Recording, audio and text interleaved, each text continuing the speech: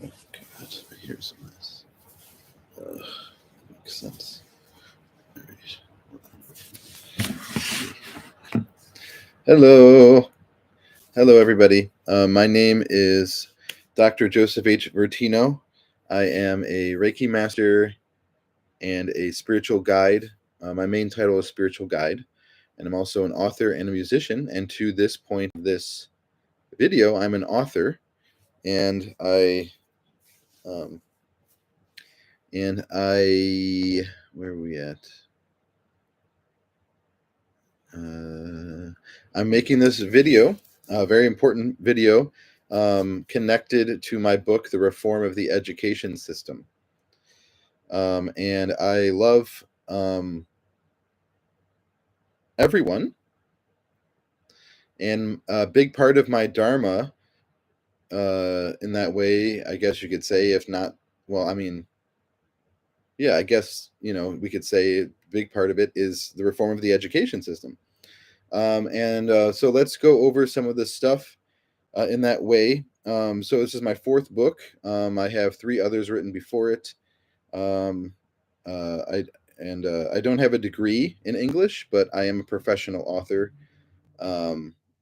Definitely, as you could tell by my writing, to be honest. So let's see. Then if we go to my book, which is available on Amazon.com as an ebook as of right now, which is February 2024.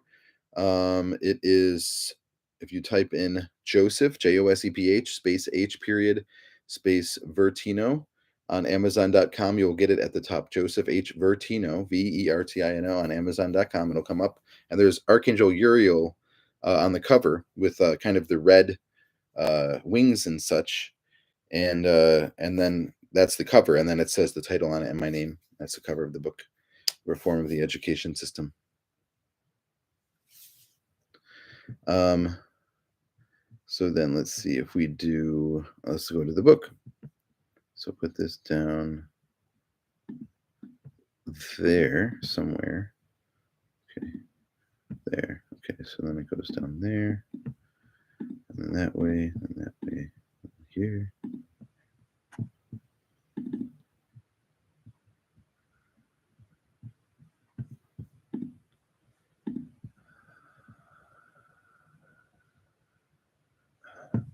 All right, so I have my table of contents open on my beautiful book right here.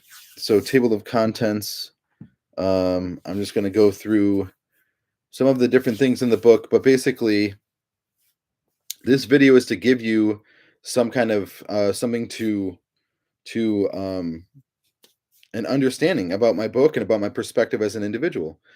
So some of the chapters, we read through them: finding alignment, relinquishing judgments, community, dissolving structures to make room for a new one, humility and how to be more humble, equality in schools, nature in general, familial love in context of education, for students who struggle with trust, Buddhism in context of the reform of the education system, education in different cultures around the world, how interfamily relationships work in context of schooling, sexuality in schools, attributes of right education, the importance of self-expression in schools, enlightenment in schools, the philosophy of life promotion, university degree and what leads up to them being had, university degrees and what is onward and ever after, and then the ascended masters. So that is all the chapters in my book, The Reform of the Education System. And then basically, let's see if we do, let me see, Reform of the Education System. Okay, so let's get to talking about stuff. So education in different cultures around the world. We can go into some of this stuff. Let me see if I scroll to it. So here we go. Let's start with this. So my motto for this, in this book, but really it's a universally applicable motto, but it's used for the reform of the education system. So the motto is, what is conducive for joy should be discovered, implemented, accentuated, maintained, and sustained as fundamental and foundational, and what is lacking in that great way must perish in the flames of discipline, positive change, and loving awareness.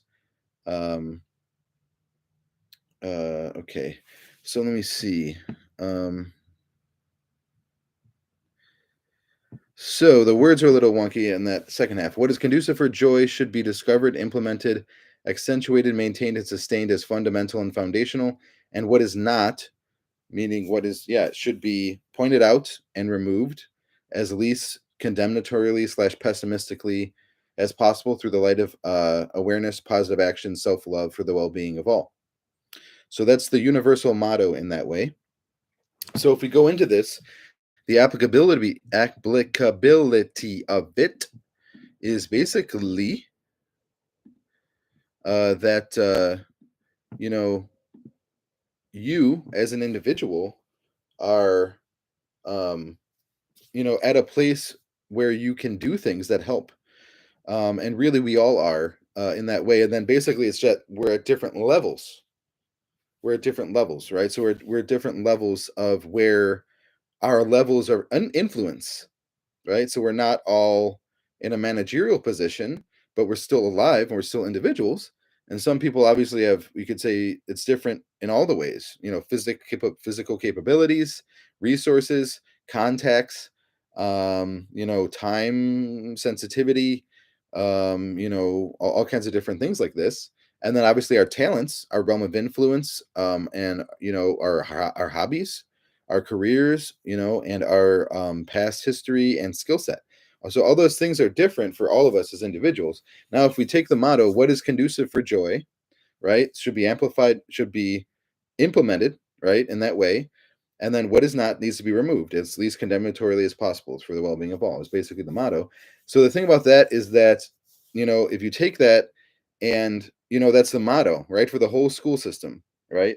Because we know, and I say early on in the book that basically, with respect and gratefulness for the education system as it is right now, right? So I'm not here to just slander the education system just because, um, right? So I respect you, people who are involved in the education system, and I'm grateful for all of you. And then basically, you know, you um you rock, and you're awesome, and thank you for your service to humanity for sure. And then basically, because we all want the world to get better, being in that place of you know uh understanding, right, rather than anything. So what that means and what that is that basically, how does that work? So we have to accept the system, accept the situation, which is the school system as it is right now, right? Just as it is. So not trying to change it, right? So it's just as it is, and it's just there. And then basically, then in that, you're relinquishing your judgments, right? As that one chapter is, and you're finding alignment, those first two chapters, um, in that acceptance, so to speak, of the system as it is, right? Instead of trying to change it, um, in that way. And then basically the formula of this is that, which I do recommend for the teachers in that way, is, you know, and then basically the next step is accepting how you feel about uh, the system as it is, um, without trying to change your feelings about trying to change them, changing your feelings, right? So you're here, and then so you have the system as it is, and then uh, you know, letting yourself let go of that tension, right? Oh, that comes from all kinds of different things, and you're putting yourself back into alignment or further into alignment, and you're accepting your feelings of how you actually just feel about about the system, and then without trying to change those feelings. And then that, so it's this is a very important formula and exercise.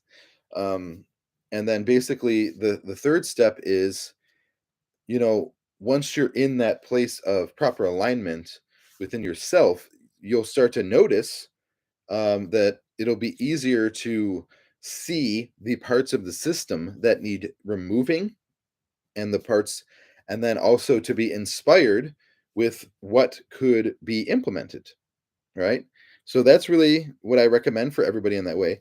And then basically, the big part of it is that you have to accept, accepting what is already the case, right? So not being in denial, and accepting the realistic case of the whole thing, right? So if someone offered me the job, I guess, so to speak, in that way, of some kind of big higher up thing in the education system, I would basically take the job, in that way, and put myself in a place of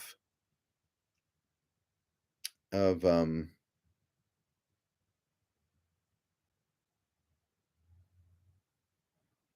that. So I guess we could say, what is the real situation of the school system? So if you understand that you have to allow discipline to be the case. There's no such thing as a school system, an education system, without that. Meaning that if you don't have discipline as a foundation, then you're not really running an educational institute, right? You just aren't. And then basically, now if we take this in this moment of you watching the video, so say you're part of a school, and you're a group of schools, or you're one school, and you hearing me talk about discipline, there's certain things that are coming up, right? And that's okay, because you have a mind, and you're listening to what you're supposed to be listening, this guy. So now what we do is we let ourselves um actually make the choice, I guess, you're the courageous necessary choice, to move in the direction that the motto intends, right? So if we hear me talking about discipline in that way, and then basically, as you hear the word, if there's parts that come up in you as an individual, and then what is the thing, is that so what is that, right? So what are the things that would be joyful? We know discipline is joyful. And then we know that if there's different little details and facets that are in the curriculum, or in the any of the aspects related to that school, or the school system, or what have you, in any level, go at it. Go at it with the light of awareness, so to speak, and not to be bring religion into it to take away from you succeeding, but or what have you. But that's true. That's what it is, a light of awareness, in that sense, that you choosing to help actually is the light of awareness, that is, for everyone's well-being, not just your own. So then basically, so if we're doing this as an exercise, if you're hearing certain words, and there's a chapter in the book that I have called Attributes of Right Education. Discipline is one of them, discernment is one of them, and I think acceptance is the other one. And I don't know if there's more than those three. And I do talk about humility in the book, what it means to be humble, and why does it matter. So basically, if you look at this as your choice to be humble, what would that be? It would be to do what I'm saying if it's needed. Right. So if you're hearing the word discipline, and then each of the individuals takes a piece of note paper or notepad and gets a pen, and then you sit down, and then you write out what pertains to you, not other people, about discipline. What, in meaning that, what would we know discipline is needed, and that it's joyful, and is for the in the education system. And then basically, then what you're doing is you are, what's that called? You're, taking your awareness and putting it towards the things that need to potentially be removed, right? So you're exercising discipline right now, acting as that, as a leader, and as a influencer to the education system, which is the best. And so, way to prove it. And you're doing something that needs to be done, right? So then you go into that, what is it, what needs to be removed, and then you got to work out all those details, right? So I'm just giving you the guidelines, but the thing is that you have to all be on the same page, right? So all the people involved in the school, if it's a single school, all of them have to be in on the same page with the motto. The and it is just, you just do, right? So then that's basically it. So that's that whole thing. And then you getting into, a place of understanding that. Now, if you do that with um the whole thing, you have to do that with the whole thing. So we all inherently understand what joy is, right? And then we all, what else? We all understand what yeah. So then that's the whole thing, is you're shaping the foundation uh, of the entire school system, education system globally. But really, I mean, that includes, I mean, obviously you do all your part where you are in your specific schools and whatever levels you have connecting to different schools and or different nations. And if there is a united global thing, so to speak. And then basically, the way we get better, like I mentioned earlier, is you doing your part as an individual and having to do with the nitty gritty and the details, because you actually have to apply these things to have it be successful. And don't fall prey to the bystander effect. The bystander effect is basically the next person's going to do the job that needs to be done, right? So I know that needs to be done, man. I'm not doing it for some reason, and that's right off the bat. That's bad. That you just made a bad choice. And then the excuse is someone else is going to do it, right? Somehow someone else is going to do it, and again, then that person that you think is going to do it does the same thing you do, right? And then now it doesn't get done, and it was needed, and you didn't do it. So basically, and then okay, so the other thing is that you're what you're doing is you're allowing and you're manifesting and creating and working to the purpose of a foundation that is based on joy. So a foundation that is based on joy. So a foundation that is based on joy for the entire education system.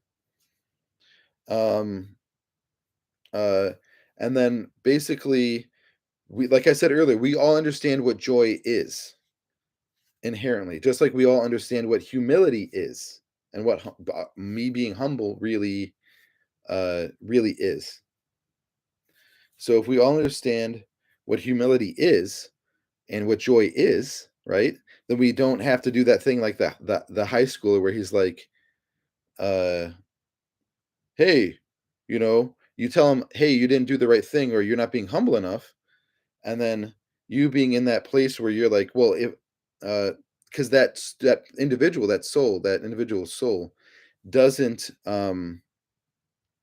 uh doesn't understand, they aren't they're being in the wrong because they do understand what humility already is, and then they're still acting in that way, right, where they're not in alignment. They're not acting in alignment, and there's nothing cool about that. And it would be even more confusing to that soul as an individual if they had friends and they thought that they had friends, perhaps the only friends, because they were acting out of alignment or bad. So anyways, um but I'm a spiritual guide in that way, in providing practical life, I don't know what to call it, skills, or applications, right? And that it applies to everybody. Um, but yeah, um, so then basically now what I have, the other things about my book, there's one chapter in my book that's called different cultures around the world in context of education, something along those lines. And what I would implement as a mandate, so to speak, if we're allowed to mandate classes, which we obviously are, meaning it's an order and it's you have to do it. The two classes that I would mandate are cultural appreciation and proper perspective on healing.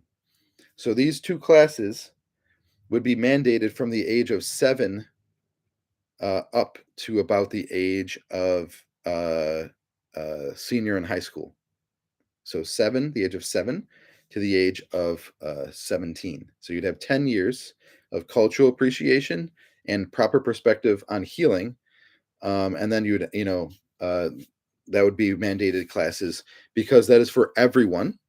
Culture, even if the person doesn't, no matter what, right? So if they don't get a particular kind of job or not a job or whatever words you need me to hear, even though I already said no matter what, right? Because that's for everybody. So cultural appreciation in that way, because culture doesn't come and go. Culture's here. Culture's here for sure. And culture is something that's already arisen, you know, and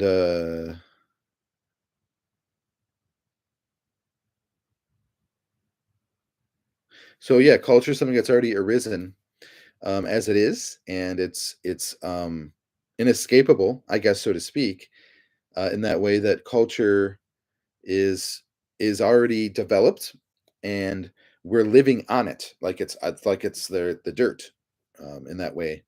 Um, so it's inescapable. So cultural appreciation is, you can see how that's hugely beneficial for someone to have at the beginning of their life, for 10 years.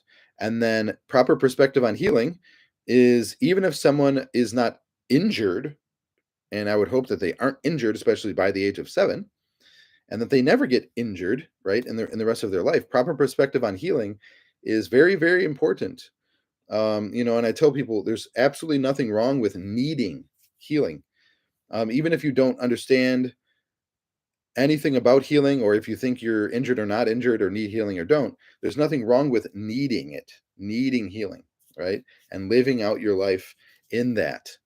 That's not a bad thing at all. And there's nothing wrong with that on any level, which is why I'm being so emphatic about it. And I am a master healer, so it is my expertise.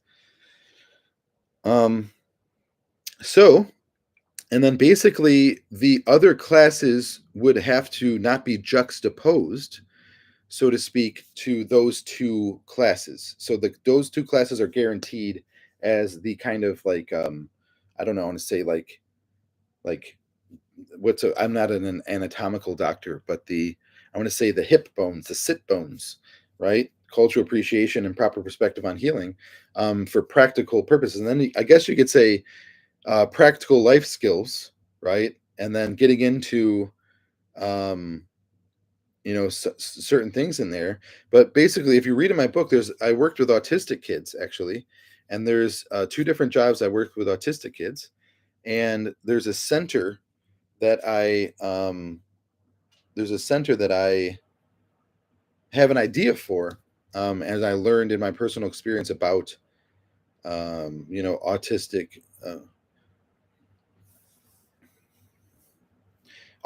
people, and I learned about them, uh, and then learning about autistic people. I came up with my own ideas for the center. So the ideas are basically empowerment, or the guiding principles in that way are empowerment, communication, and decision making are the three most important, um, uh, uh, I guess, root words, or root meaning the foundation. Root, like a vegetable grows, like its roots have to grow in the earth, and then in order for the for the um, you know for the what's that called,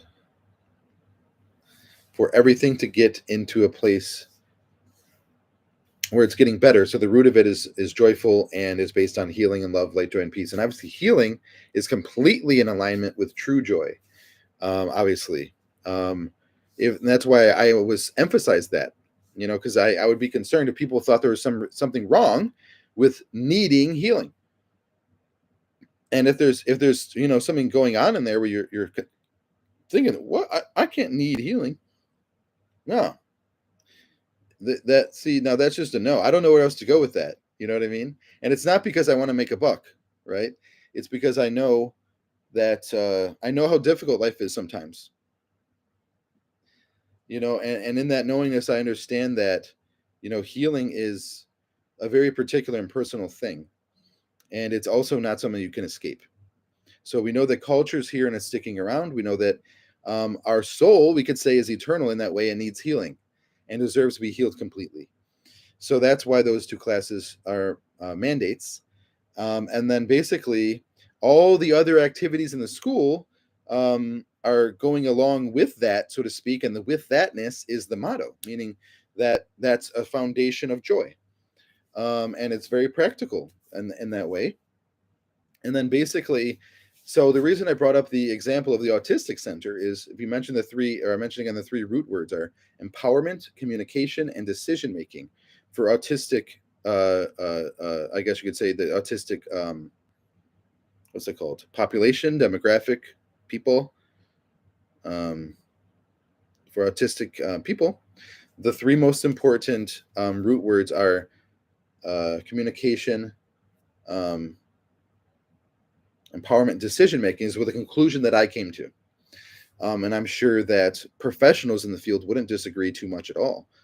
If you had to pick three words of what would be needed, so to speak, if you could, root in the energy and the essence of specific words to benefit and have a foundation, right? That's helping, and it is healing and growth based for autistic people specifically. I think those three words are perfectly fine, and not just perfectly fine; they're correct and the correct ones.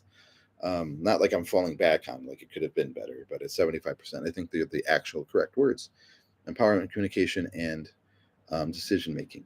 So my idea that I have as a autistic center is basically that you're encouraging that, and then when they come in, you take a mindful step. They learn in that way what a mindful step is, meaning that you give them a few minutes, at least 3 minutes in the morning or what have you, where they're doing is sitting on the chair and they're just drinking a cup of water basically, and you're just giving them unconditional attention, and that's it, just attention.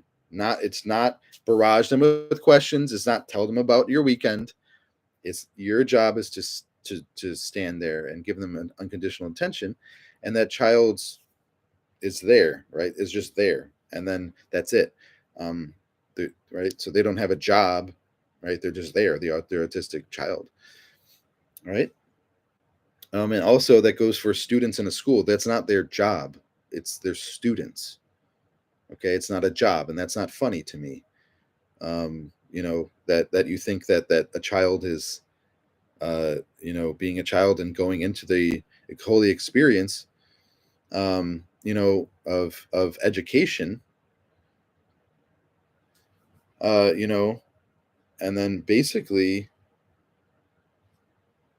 so basically you getting into that place of um, where you are, you know, resonating with, where are we at?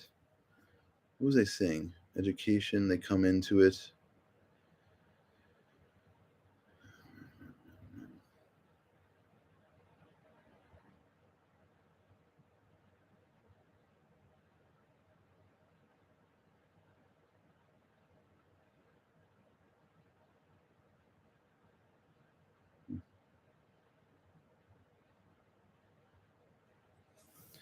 So basically, yeah. So if we understand empowerment, communication, and decision making are the most important things, um, then you getting into that place where you are allowing.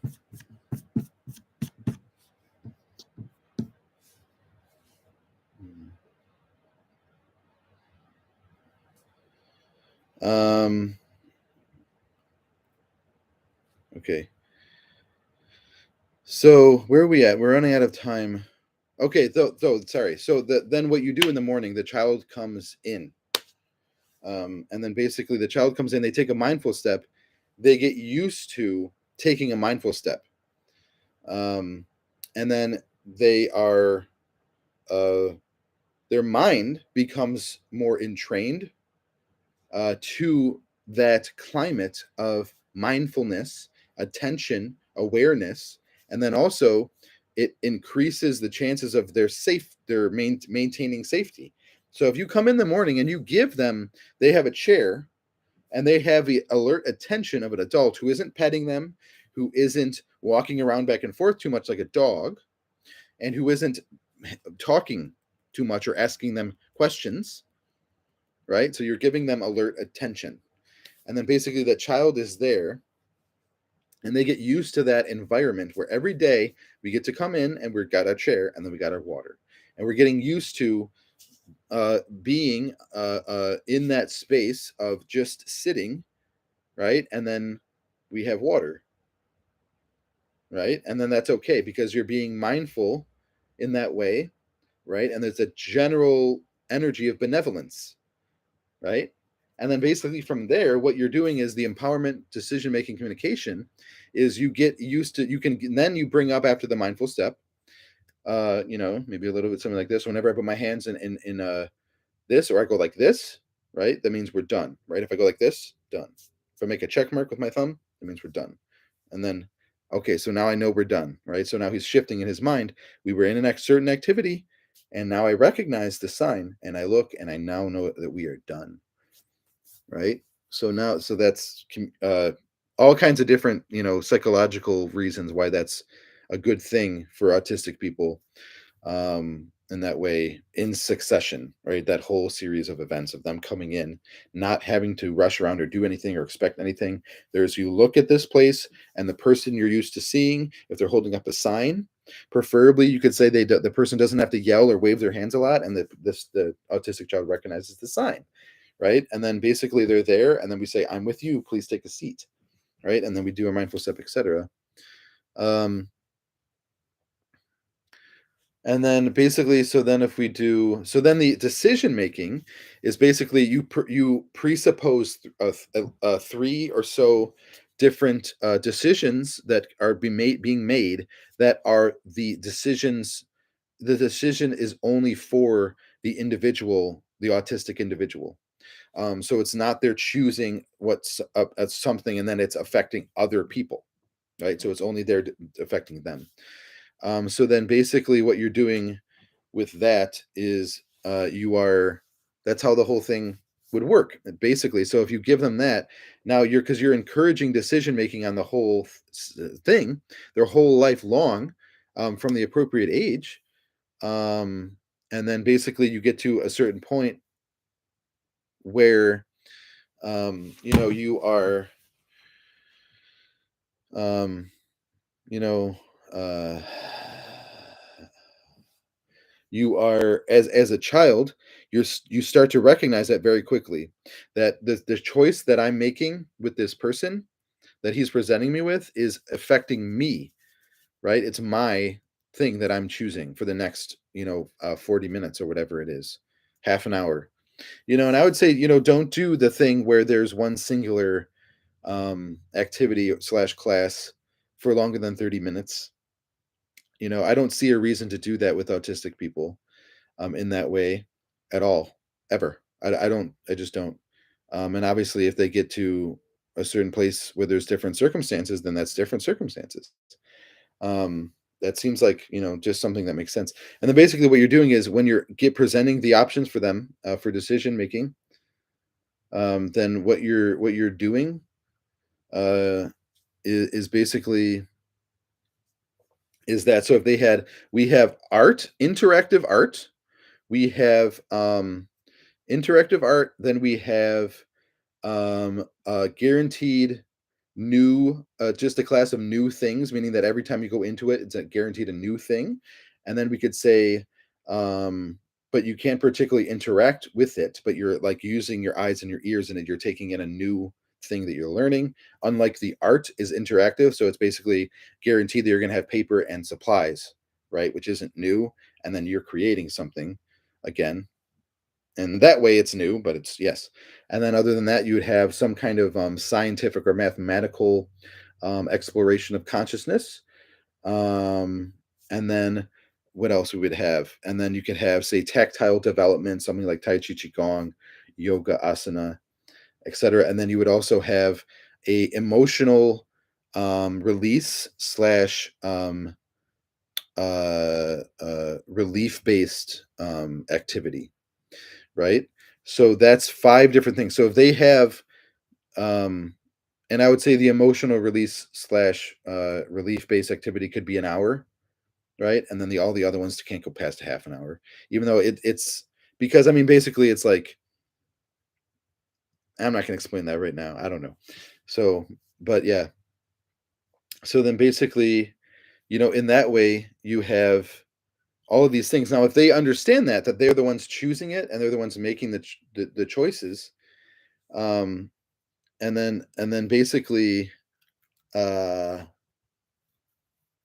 uh, and then basically that's the whole thing, right? Um, so then basically that's the whole thing. And then if they understand that they're the ones making the choices, right? So then they pick it up very quickly that my choices matter, right? So it's and that raises that brings up the that certain frequency of growth, right? That growth becomes the thing, so to speak, that's occurring in their life rather than anything else in that way. Um, right? So if they were going to hurt themselves or others, that becomes falls away in that way. Um,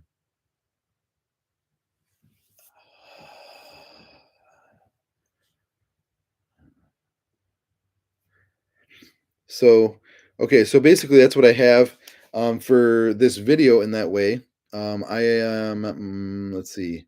If you go to Facebook and you type in Joe H Vertino, Joe space H space V as in victory, Ertino, Joe H Vertino, that's me on Facebook.com. Please do go on there, send me a personal message, reach out. I'm a spiritual guide. I'm looking to book gigs, so to speak, to teach online to groups as big as you want or as small as you want.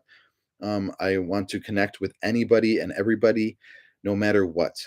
If you're on the fence about it, if someone egged you on to do it, just do it. If you're adamant that you want to talk to me and you need to connect with me, do it. If you're anywhere on the spectrum, do it. If you think you've already attained enlightenment and you are thinking about not messaging me because you think you already attained enlightenment, you don't need me, message me now. It's an order. And then basically, get to that place where in yourself you're humble enough that you can accept that a brilliant 33-year-old has a lot of has a lot of answers in there, um, where you are as a species running amok or amiss. You're amiss, right? Some of you are flabbergasted, right? So it's okay. And I'm not trying to say it in any kind of poetic way because it's very serious, and I respect you and I'm grateful for you and obviously for your service to humankind and the education systems, going nowhere, in that way. And so that's the only choice we have is to improve it to its capacity of improvement and then to maintain it, right? So that's the way to do that is by listening to this video and reading the book. So listening to the video, and then I've got my book online, The Reform of the Education System, right? So the video I have, and then The Reform of the Education System, the book, and I will put the link in here. And I have my 2 YouTube channels and my Facebook pages and groups and my music on SoundCloud, which I can put in the, I don't know if I can put that in the links. I should have put it in the description. We'll go back and I can edit it. Anyways, so I have a whole bunch of wonderful ideas in my um in this video, and you know that that that need to be implemented. And like, for example, if you were someone that is in the education system and you're like, dude, I want to give Joe Vertino a call me, don't hesitate, I'm a great guy.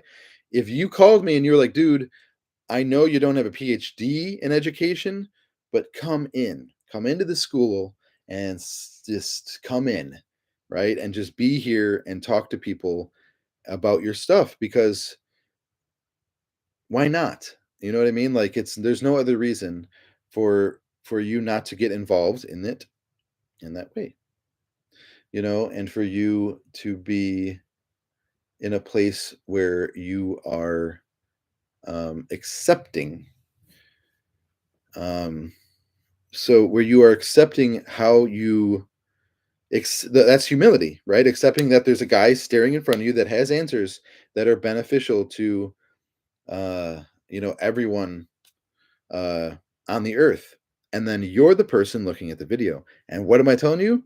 You got to take action, right? Because I need to get out there. I need to get more popular, and it's okay. You're not. It's a good. It needs to happen.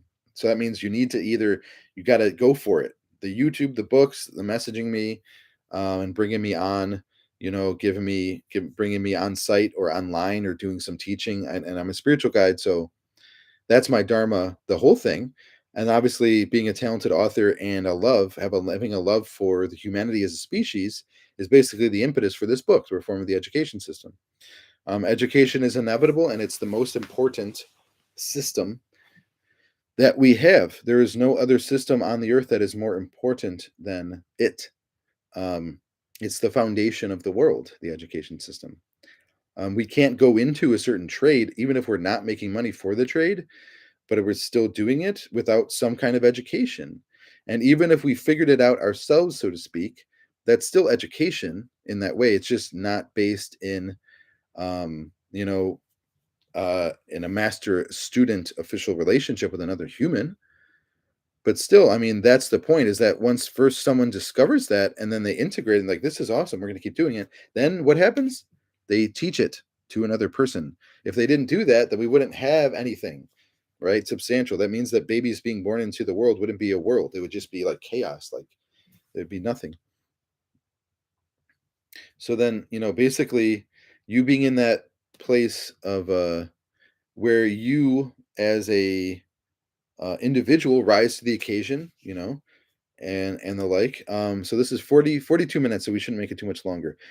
So please buy the book, and check out my other books on Amazon.com that are all right down in line with that. The Nothingness of Love, a Buddhist book of poetry, which has a beautiful picture of mountains on it. The Reiki Bible, a guide to Reiki living, is on there. And then My Own Religion, The Power of Love. My manifesto is on there. And then also, the other one is, uh, uh, those are all under my Amazon.com. Joe Joseph H. Vertino, Vertino, on Amazon.com. That's me. So those are my books for sure. And then and then yeah, and then what else would we be doing? Let me see. So let me post all that stuff for you. Um and basically, I know that my book is needed and that it is um for sure, to be implemented in that way. And uh that I'm grateful, and I'm respecting of all of the people involved in the education system, like I said. And I'm right, we're all on the same team together. It's just that, yeah. So there you go. So I pray this video was helpful to you. The book is 400 pages. It's by far, like I said, my most important book. And it is, and then basically, uh, yeah. And then you being in the place where you are, um, yeah, yeah, yeah. I don't know. I love you. Thank you for listening. Whole bunch of ideas presented and different stuff going on in my book that I presented as best as I could. Um, but yeah, general. I don't want to say too much more about the book at all. But thank you for tuning in. I have two YouTube channels: Joe Vertino, Joe space Vertino, and then the other YouTube is Joseph, Joseph space Vertino, Joe Vertino and Joseph Vertino. Those are my two YouTube.com channels. Um, and then basically that's what I have going on my YouTubes as a spiritual guide, author, and a musician. So spiritual guide, author, musician, and Reiki master, healer, energy healer, Usui. And so that's the all of my stuff, and I pray that you can take advantage of your time on the earth, use it wisely, make the decisions that need to be made, and manifest destiny it up, so to speak, and allow yourself to run your own life in the way, uh, and in that way, because that's applicable to everybody. That sentence, that's the only way to for happiness to truly occur, is that if we all accept that we all want to be happy and not suffer needlessly, you know, and then basically if we understand that, that the only way to do that is by us running our own lives, right? So you have to transcend that fear of making the phone call to Joe, buying the book, reading it to its completion, so to speak, watching the YouTube videos, listening to the music, right? Reading the other books, right? That's, and then basically, because now you know that that's for everyone's benefit, right? So we'll stop with the self promotion now. So that's everyone's benefit. My work. Thank you so much for your loving, awesome, uh,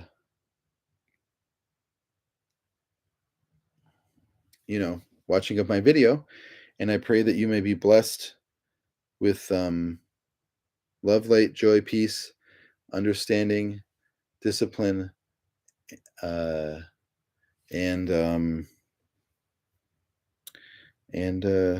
heartfelt sense of awareness, um, that you can learn to tune into and allow yourself to be enveloped with God's love and grace, which is thus another part of my incarnation and my dharma, which means purpose in Buddhism.